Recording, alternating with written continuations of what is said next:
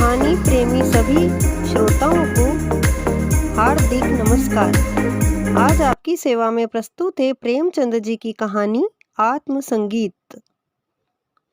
आधी रात थी, नदी का किनारा था। आकाश के तारे स्थिर थे और नदी में उनका प्रतिबिंब लहरों के साथ चंचल। एक स्वर्गीय संगीत की मनोहर और जीवनदायिनी प्राण पोषिणी ध्वनियाँ इस निस्तब्ध और तमोमय दृश्य पर इस तरह प्रकाश छा रही थी जैसे हृदय पर आशाएं छाई रहती है या मुखमंडल पर शोक। रानी मनोरमा ने आज गुरु दीक्षा ली थी। दिन भर दान और व्रत में व्यस्त रहने के बाद मीठी नींद की गोद में सो रही थी। अकस्मात उसकी आंखें खुली और ये मनोहर ध्वनियाँ कानों में पहुंची। वह व्याकुल हो गई, जैसे दीपक को देखकर पतंग। वह अधीर हो उठी, जैसे खांड की गंध पाकर चींटी। वह उठी और द्वारपालों एवं चौकीदारों की दृष्टियां बचाती हुई राजमहल से बाहर निकल आई। जैसे वेदनापूर्ण क्रंदन सुनकर आंखों से आंसू निकल जाते हैं। सरिता तट पर कंटीली झाड़ियां थी, ऊंचे कगारे थे, भयानक जंतु थे और उनकी डरावनी आवाजें। शव थे और उनसे भी अधिक भयंकर उनकी कल्पना।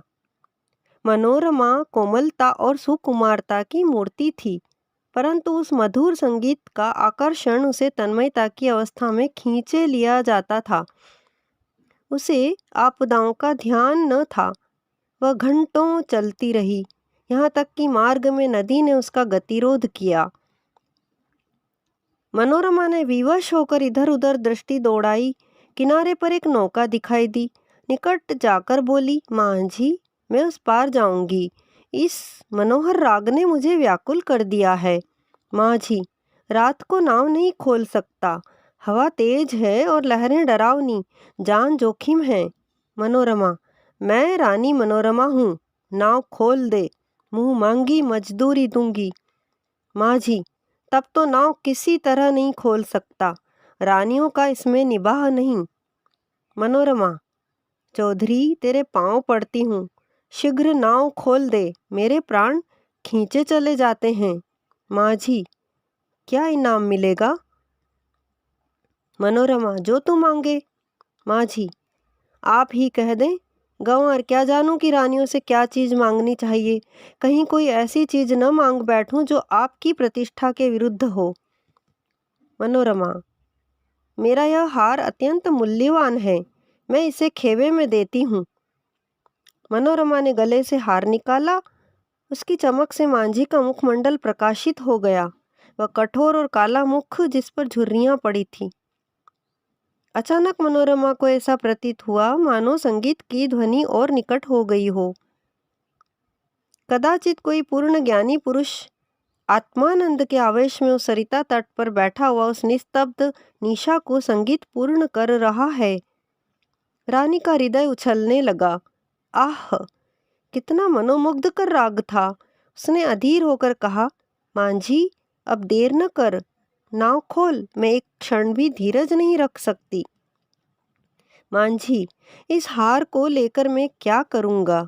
मनोरमा, सच्चे मोती हैं मांझी, और यह भी विपत्ति है। मांझीन गले में पहनकर पड़ोसियों को दिखाएगी, वह सब डाह से जलेंगी, उसे गालियाँ देंगी। कोई चोर देखेगा तो उसकी छाती पर सांप लौटने लगेगा। मेरी सुनसान झोपड़ी पर दिन दहाड़े डाका पड़ जाएगा। लोग चोरी का अपराध लगाएंगे। नहीं, मुझे हार नहीं चाहिए। मनोरमा, तो जो कुछ तू मांग वही दूंगी, लेकिन देर न कर। मुझे अब धैर्य नहीं है, प्रतीक्षा करने की तनिक भी शक्ति नहीं है। इन राग की एक एक तान मेरी आत्मा को तड़पा देती है। मांझी, इससे भी अच्छी कोई चीज दीजिए। मनोरमा, अरे निर्दयी, तू मुझे बातों में लगाए रखना चाहता है।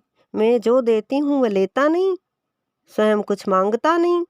तुझे क्या मालूम मेरे हृदय की इस समय क्या दशा हो रही है। मैं इस आत्मिक पदार्थ पर अपना सर्वस्व न्योछावर कर सकती हूँ। मांझी, और क्या दीजिएगा? मनोरमा, मेरे पास इससे बहुमूल्य और कोई वस्तु नहीं है, लेकिन तू अभी नाव खोल दे, तो प्रतिज्ञा करती हूँ कि तुझे अपना महल दे दूंगी, जिसे देखने के लिए कदाचित तू भी कभी गया हो। विशुद्ध श्वेत पत्थर से बना है, भारत में इसकी तुलना नहीं। मांझी हंसकर, उस महल में रहकर मुझे क्या आनंद मिलेगा, उल्टे मेरे भाई बंधु शत्रु हो जाएंगे। इस नौका पर अंधेरी रात में भी मुझे भय नहीं लगता। आंधी चलती रहती है और मैं इस पर पड़ा रहता हूँ, किंतु वह महल तो दिन ही में फाड़ खाएगा। मेरे घर के आदमी तो उसके एक कोने में समा जाएंगे। और आदमी कहाँ से लाऊंगा, मेरे नौकर चाकर कहाँ, इतना माल असबाब कहाँ, उसकी सफाई और मरम्मत कहाँ से कराऊंगा। उसकी फुलवारियाँ सूख जाएंगी, उसकी क्यारियों में गीदड़ बोलेंगे और अटारियों पर कबूतर और अबाबिलें घोंसले बनाएंगी। मनोरमा अचानक एक तन्मय अवस्था में उछल पड़ी। उसे प्रतीत हुआ कि संगीत निकटतर आ गया है।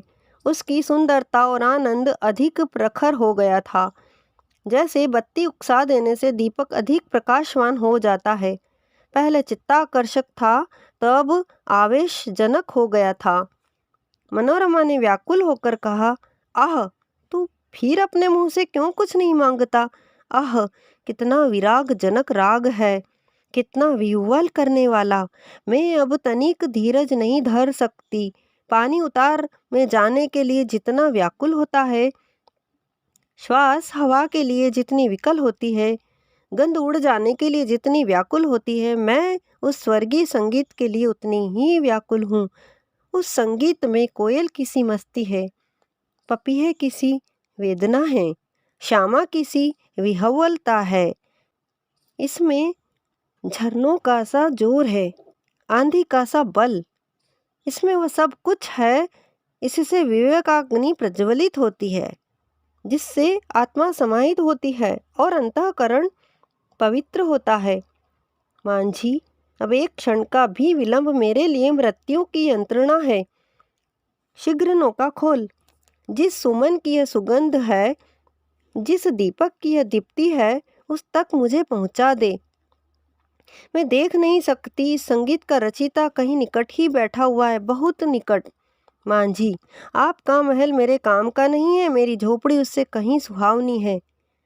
मनोरमा, हाय, तो अब तुझे क्या दूं, यह संगीत नहीं है, यह इस सुविशाल क्षेत्र की पवित्रता है। यह समस्त सुमन समूह का सौरभ है, समस्त मधुरताओं की माधुर्यता की माधुरी है, समस्त अवस्थाओं का सार है। नौका खोल, मैं जब तक जीऊंगी तेरी सेवा करूंगी, तेरे लिए पानी भरूंगी, तेरी झोपड़ी बुहारूंगी। हाँ, मैं तेरे मार्ग के कंकड़ चुनूंगी, तेरे झोपड़े को फूलों से सजाऊंगी, तेरी मांझीन के पैर मलूंगी। प्यारे मांझी, यदि मेरे पास 100 जाने होती तो मैं इस संगीत के लिए अर्पण करती। ईश्वर के लिए मुझे निराश न कर। मेरे धैर्य का अंतिम बिंदु शुष्क हो गया। अब इस चाह में दाह है। अब यह सिर तेरे चरणों में है। यह कहते कहते मनोरमा एक विक्षिप्त की अवस्था में मांझी के निकट जाकर उसके पैरों पर गिर पड़ी।